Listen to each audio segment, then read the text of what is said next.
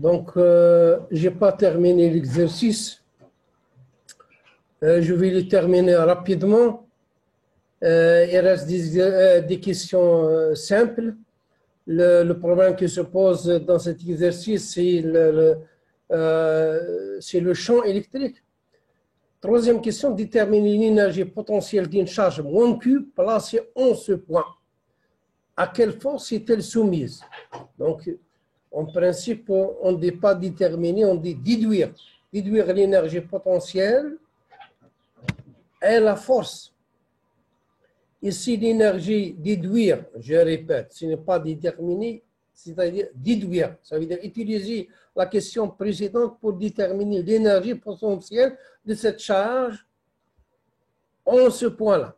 Par définition, l'énergie potentielle, c'est quoi? C'est Q moins Q, la charge placée au point O, fois V au point O. V au point O est nul. Donc, l'énergie potentielle de cette charge au point O est nulle. À quelle force est-elle soumise? Il y a déduire la force. La force, par définition, nous avons vu la relation liant F et E. F est égal à Q fois E. Donc, F et E sont linéairement dépendants.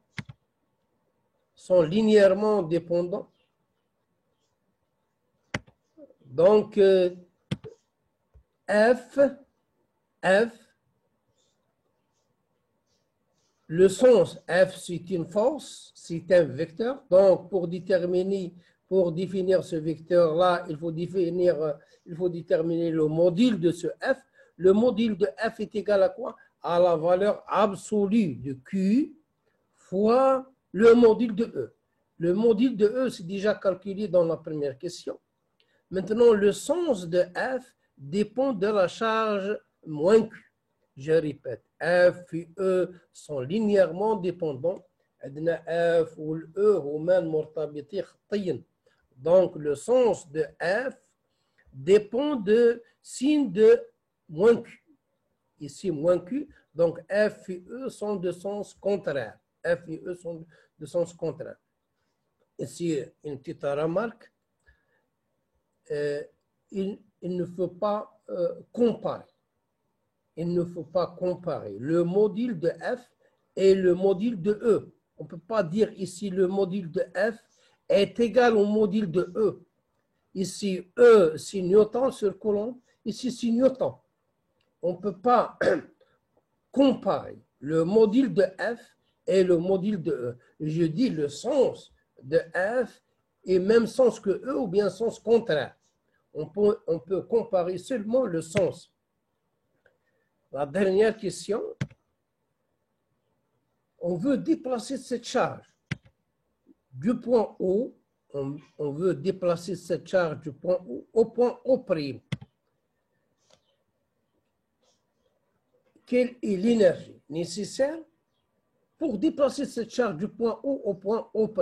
Je dis l'énergie nécessaire ou bien le travail des forces électrostatiques nécessaires pour déplacer cette charge du point O au point O'. O', c'est symétrie. Je répète, on dit le travail nécessaire pour déplacer une charge ou bien l'énergie. L'énergie, parce que le travail, c'est de l'énergie. Pour déplacer cette charge du point O au point O'.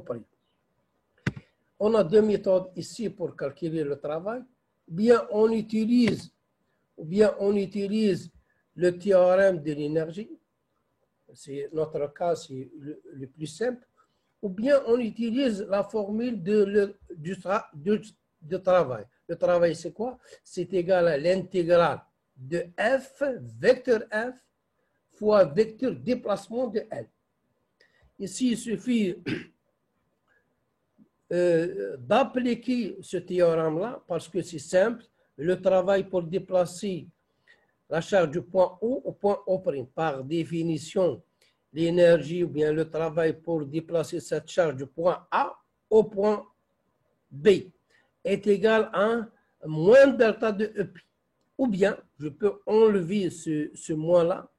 Hein, je peux mettre ici EPA moins EPB. Ici, dans notre cas, c'est O'. Le cas général, je peux enlever ce signe moins et je mets, c'est le point initial, moins le point final. Je répète, pour enlever le signe moins là, je peux mettre ici le point initial, moins le point final. Et notre question qu'on peut souvent, on la pose ça, c'est lorsque je veux déplacer, je veux ramener cette charge de l'infini au point O', par exemple. Ou bien, je peux amener cette charge de point O à l'infini. Ici, la question qui se pose souvent, l'énergie à l'infini ou bien le potentiel à l'infini est nul. Pourquoi nul? Parce que par définition, KQ sur R, lorsque limite de cette fonction, lorsque R tend vers l'infini, une constante sur l'infini est égale à 0. Dans notre cas, EPO est nul. Donc, l'énergie, le travail nécessaire est égal à moins EPO'. C'est quoi EPO'? C'est quoi EPO'? Si le potentiel au point O' fois la charge moins Q. Fois la charge moins Q.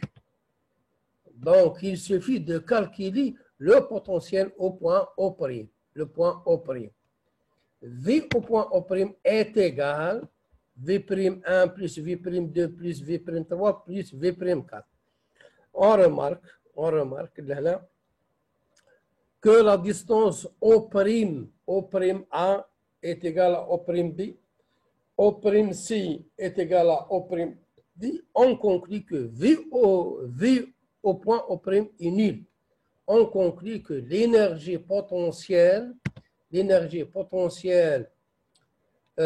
au point O' est nulle. Et donc, le travail nécessaire pour déplacer cette charge du point O au point O' est nul. Donc, W est égal à 0 joules. En réalité, on va maintenant entamer le paragraphe, on ne peut pas dire le plus difficile, mais le plus lourd. Parce que ce paragraphe-là nécessite des outils mathématiques, des intégrales, et c'est pour cela qu'il est lourd. Les étudiants disent qu'il est difficile, mais je n'utilise pas le mot difficile parce que les étudiants qui sont faibles en mathématiques, ils trouvent que le chapitre, c'est un peu compliqué pour eux. Donc, cas d'une distribution continue de charges, en réalité, on n'a pas de charge ponctuelle. Qu'est-ce que ça veut dire ponctuelle? Ça veut dire qu'on peut compter ces charges-là. En réalité, on n'a pas de charge ponctuelle. Je répète, on a ce qu'on appelle une distribution continue de charges. J'ai donné l'exemple en présentiel, j'ai donné 1 kg de sucre. J'ai dit, on ne peut pas compter les grains de sucre. On dit, j'ai une quantité. Ici, vous avez une distribution, soit la distribution allée suivant une ligne, la ligne soit finie ou infinie, ou bien sur une surface, ou bien les charges sont distribuées selon un volume. Ici, lorsque j'ai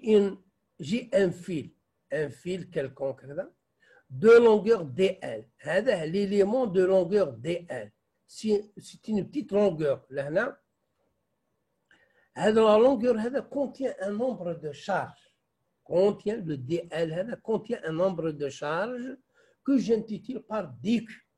Ce DQ va créer au point M un champ électrique que j'intitule par DE. Le ponctuel, j'ai une petite charge, le Q1, va créer au point M un champ électrique E1. Au lieu de mettre le E1, on met D2E. D2E, c'est quoi? C'est le champ électrique créé par la charge DQ. Ce DQ, c'est quoi? C'est le nombre de charges contenues dans l'élément de longueur DL. احنا عندنا الشحن لهنا، وهذه الشحن موجوده في العنصر دي ال. يعطينا في النقطه ام شعاع دي او. Donc ici, si vous avez une distribution surfacique, vous avez une surface, je prends un petit surface là, va créer au point M un champ électrique DE.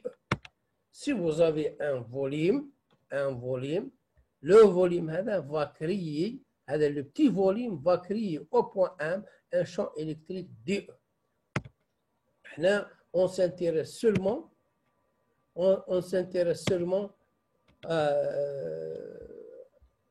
à distribution linéaire.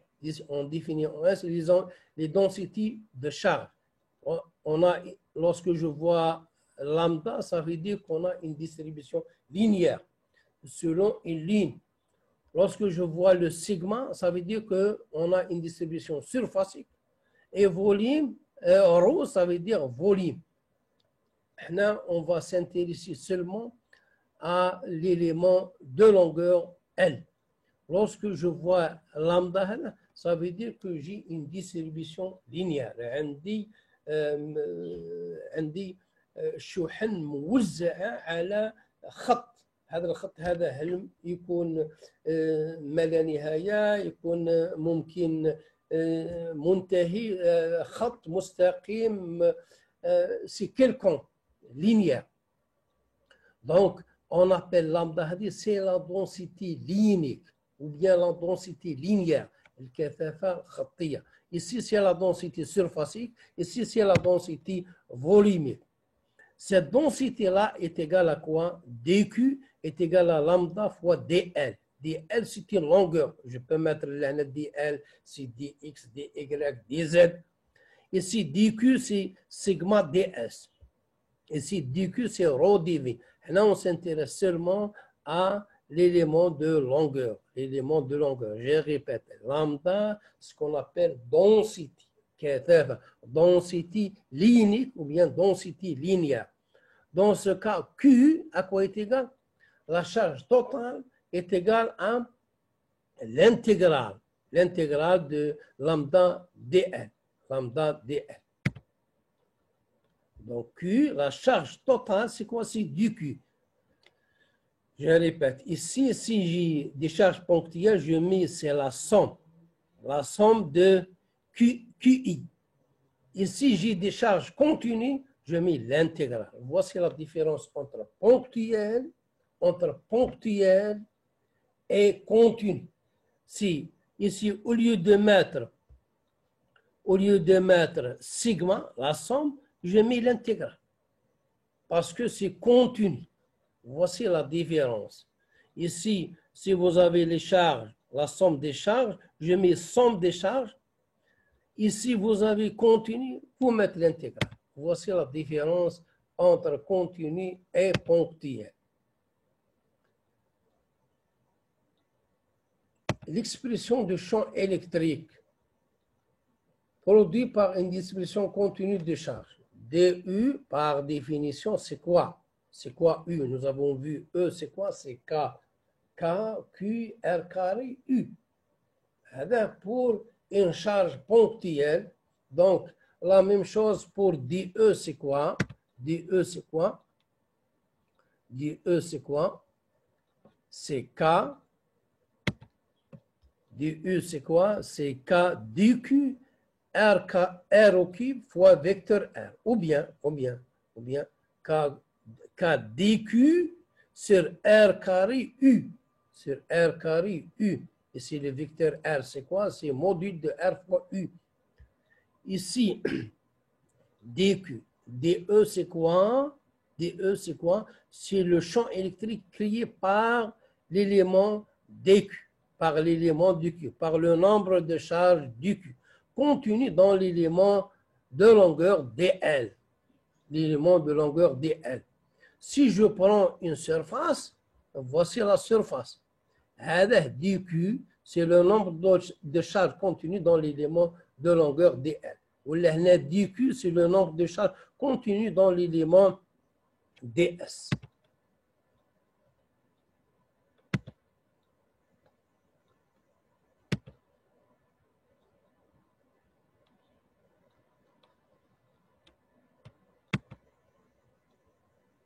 Donc, pour déterminer le E, on met l'intégrale. On met l'intégrale de D de E. Nous avons vu pour le ponctuel, si vous vous souvenez, j'ai pris les 4 charges, on met là E. E, c'est quoi? C'est E1 plus E2 plus E3 plus E4. Parce que j'ai des charges ponctuelles. Par contre, ici, il suffit de remplacer le sigma par l'intégrale. Par l'intégrale.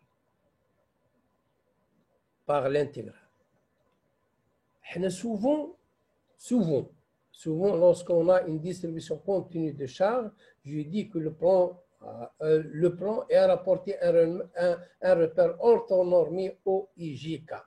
Là, j'essaierai d'expliquer en arabe.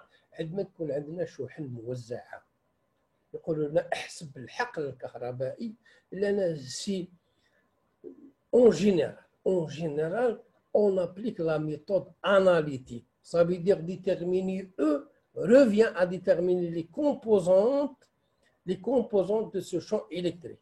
Ici, j'ai pris le cas X, Y, Z. Alors, en général, on va se limiter seulement au plan OXY. Au plan OXY. Je répète, lorsqu'on entend charge continue, sous-entendu, déterminer le champ électrique, sous-entendu, déterminer les composants de ce champ électrique. Maintenant, le passage du champ au potentiel et inversement. Yani, comment passer de champ électrique au potentiel et vice-versa. On va utiliser ce qu'on appelle la relation que nous avons vue. E scalaire dl. Ici, E de composante X, Y, Z. Ici, c'est une fonction à plusieurs variables. Ici, dans notre cas, c'est 3 variables. On va utiliser la relation que nous avons vue auparavant. E scalaire dl. E scalaire dl est égal à moins dv. Nous avons vu ça. E scalaire dl, c'est le produit scalaire de EX dx, EY dy, EZ dz. Ici, moins dv, ce qu'on appelle la fonction différentielle totale, est égale. Cette fonction différentielle totale est égale à la dérivée. Dérivée de v par rapport à x, on lit ça. D rond de v sur d rond de x, dx. D rond de v sur d rond de y, dy. D rond de v sur d rond de z, dz. Je répète. Ici, vous avez la dérivée par rapport à x, dx. Dérivée par rapport à y, dy. Dérivée de v par rapport à z, dz. Voici ce que ça veut dire. Différentiel total d'une fonction à plusieurs variables. D'où on déduit que EX, c'est moins. Et c'est pourquoi? Parce que j'ai moins dv ici. Donc, d rond de v sur d rond de x, c'est la dérivée de v par rapport à x. La composante de y, c'est dv sur y. Et EZ, c'est la dérivée de v par rapport à z. On sait que ce qu'on appelle gradient d'une fonction. Le gradient d'une fonction, c'est quoi? C'est la dérivée de la fonction. Selon plus des vecteurs unitaires. IJK. Je répète. Gradient d'une fonction.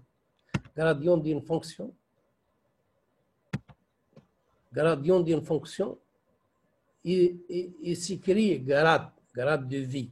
Gradient d'une fonction par définition est égal à la dérivée de v, dans la dérivée de f, si je prends le cas général. Gradient de f est égal à f'xi plus f'yj plus f'zj. Je répète, gradient d'une fonction f est égal à la dérivée par rapport à xi plus la dérivée de yj plus la dérivée de Z, J. Donc, on conclut que E, c'est égal à moins gradient de V. Moins gradient de V. Exemple, énergie interne d'une distribution de charge ponctuelle.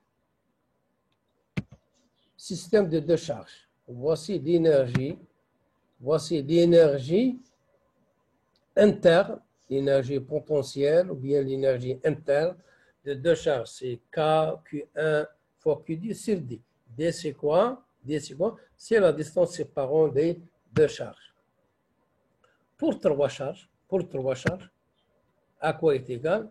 Est égal Q1, Q2 sur R12 plus Q1, Q3, R13 plus Q2, Q3, R23. Si vous avez quatre charges, si vous avez ici quatre charges, ici Q1, Q2, Q1, Q3, Q1, Q4, Q1, Q4, plus Q2, Q3, Q2, Q4 et ainsi de suite. Donc, en général, est égal, voici la relation pour n charge. Application, bien exercice, soit un fil infini, de longueur infinie, chargé uniformément avec une densité linéaire de charge lambda positif. Je répète, soit un fil de longueur infinie. Tout d'abord, la première remarque, je peux mettre le fil selon l'axe Y.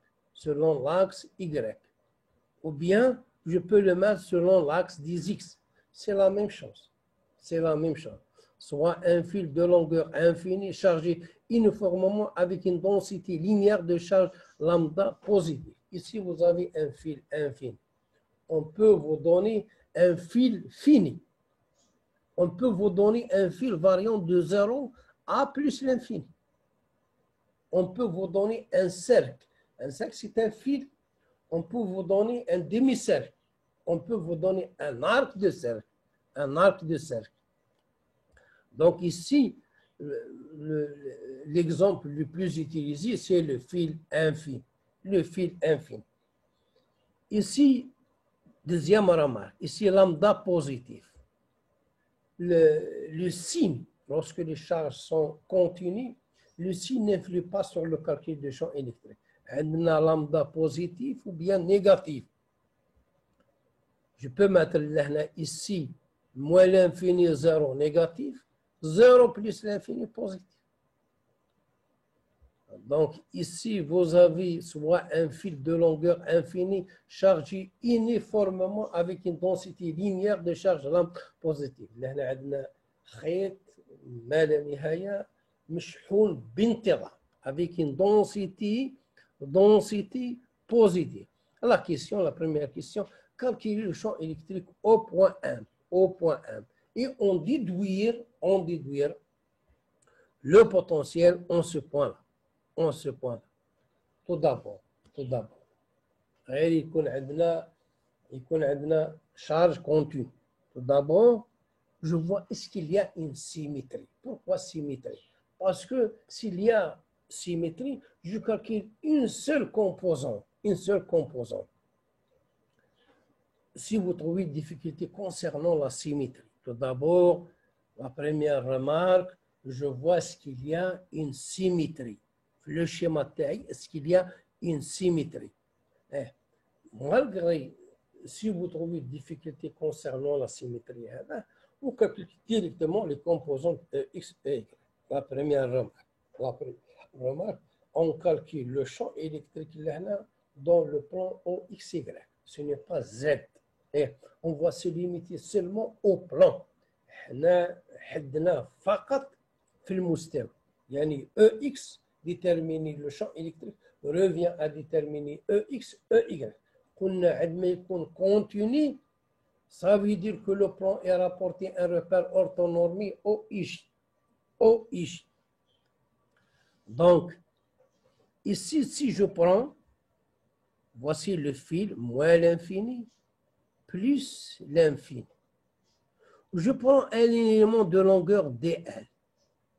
علاش DL؟ عندنا lambda. Donc, c'est une densité linéaire, c'est un fil.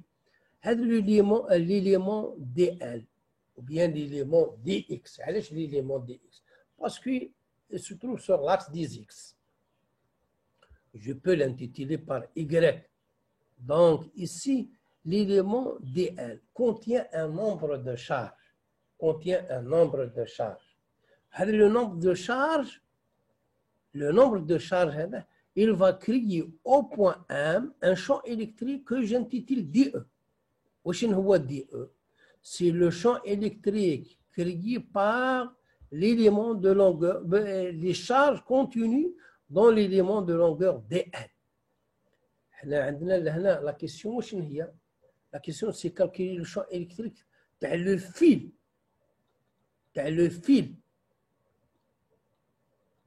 On va commencer par l'élément de longueur. Il va créer au point M un champ électrique dit de E.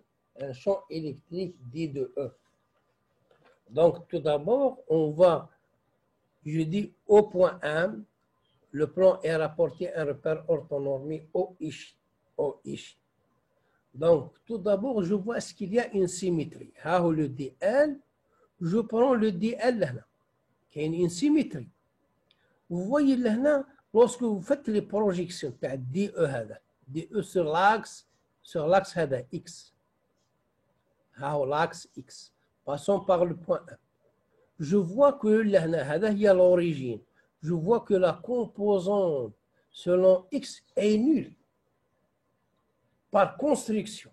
يعني عندما نديروا الاسقاط تاع الدي او هذا والاسقاط تاع الدي او هذا وعندما نجمعهم في اثنين نلقى الصفر. Parce que voici M, c'est l'origine. Donc là, on remarque que le champ électrique a seulement une composante. La composante هذه واش هي selon Y. Donc, ce n'est pas la peine de calculer la composante selon X. Si vous faites le calcul, vous trouvez que la composante selon X est nulle. Donc, tout d'abord, vous mettez E. E, c'est quoi? Pour le ponctuel. واش نديرو E, si vous avez 4 charges, vous mettez E est égal à E1 plus E2 plus E3 plus E4. Là, pour le contenu, non. Vous mettez E, c'est quoi? C'est l'intégrale. C'est l'intégrale de DE. Donc, E, c'est quoi? C'est EXI plus EYJ. EX, c'est quoi? C'est l'intégrale. Là, pour vous fixer les idées. La méthode analytique كما يكون عندنا شوحن نقطية. عندنا نستعملوا الطريقة التحليلية. يقولوا لنا احسب الحقل الكهربائي. واش نديروا احنا؟ نديروا EX واش هو EX1 plus EX2, je prends le cas à 4 charges, plus EX3 plus EX4. C'est quoi EX1? هو الإسقاط تاع EX على EX1, c'est l'isqat تاع E1 على المحور X. E2, X, c'est l'isqat تاع E2 على EX. Et ainsi de suite. EY, c'est la même chose, c'est EY1 plus EY2. Seulement là, dans le contenu, je mets l'intégrale. تاع EX, l'intégrale de d de EX plus l'intégrale d de EY. EX, c'est l'intégrale de d de EX. Ou EY, c'est l'intégrale d de EY. d de EX, d de EX, هذه هي la projection. La projection لهنا تعطينا d de EX, c'est d de E cosinus θ. هذا هو θ. و d de EY يعطينا d de E cosinus θ. Donc, EY واش هو l'intégrale d de E cosinus θ. d de E par définition واش هي؟ d de E par définition, c'est K du Q sur هذه la distance R. هذه la distance A sur R carré cosinus θ.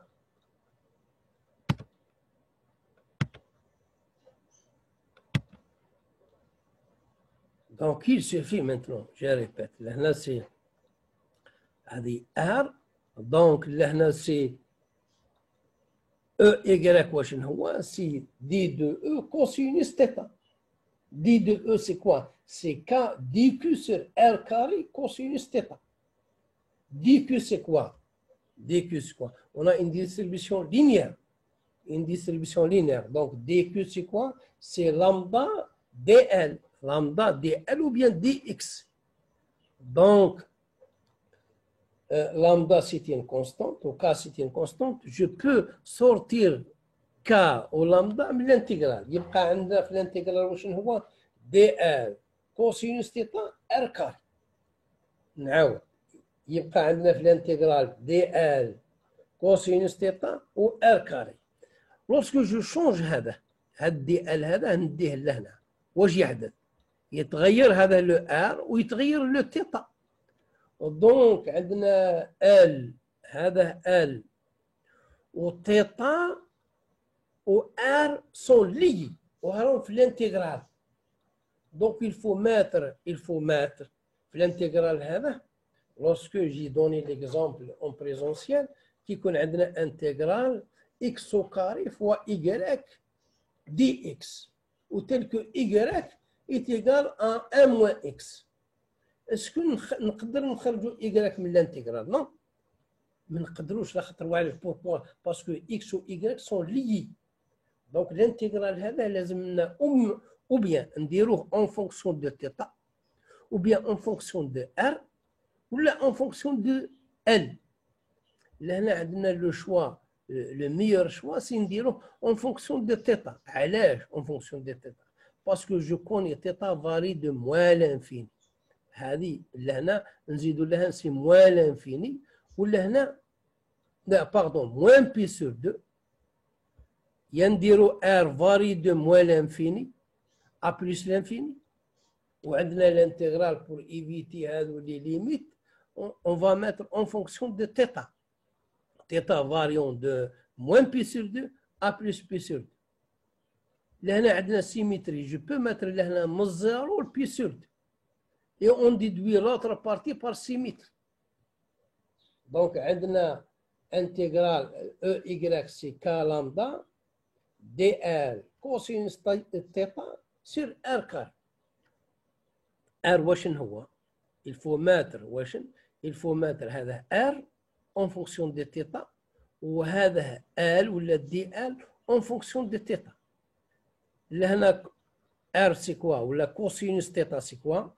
C'est D, هذه D c'est donné. Donc D sur R. Je répète, cosinus θ c'est quoi? C'est D sur R. Donc R c'est quoi? R c'est quoi? R c'est D sur cosinus θ. Donc نحينا le R هذا. بقى le DL هذا سي L. هذا كاع منا سي L. Il varie هذا L. Donc tangente θ c'est L sur D. L sur D. L sur D. L c'est une fonction. Je peux mettre لهنا X ou bien Y. Donc عندنا L c'est quoi? C'est D fois tangente θ. Donc dl sur dθ يعني la dérivée تاع L par rapport à θ يعطي لنا d sur cosinus carré θ. Donc on remplace في l'intégrale. Je remplace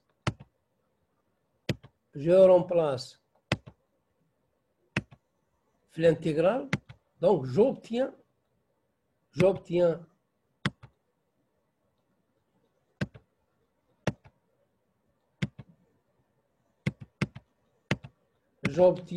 l'intégrale de moins pi sur 2 à plus pi sur 2.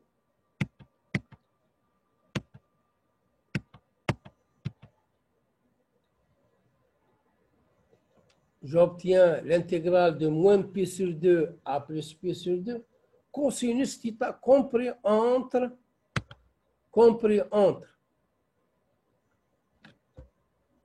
entre moins pi sur 2 à plus pi sur 2.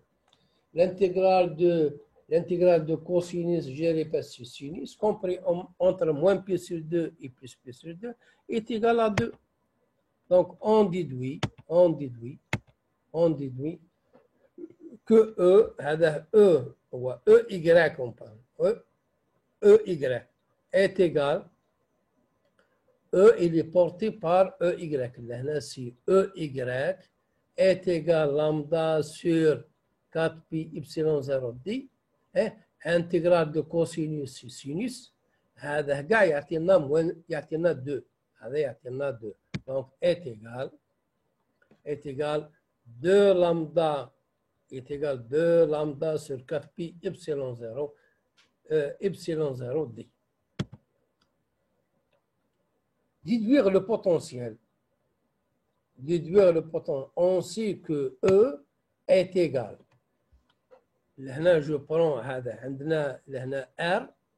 D ou R. Je peux mettre là la variable R ou bien X. Donc, V de R, c'est l'intégrale de ER dR. Donc, j'obtiens le potentiel, c'est quoi? C'est moins lambda de pi epsilon log de R, plus une constante. C'est-à-dire, souvent, la constante, on la détermine par les conditions initiales. Donc, la prochaine fois, j'ai terminé le chapitre le plus lourd, et la partie la plus, on peut dire, la plus difficile concernant les charges ponctuelles. Maintenant, on va attaquer des chapitres plus simples que l'électrostatique. Bonne chance et bon courage.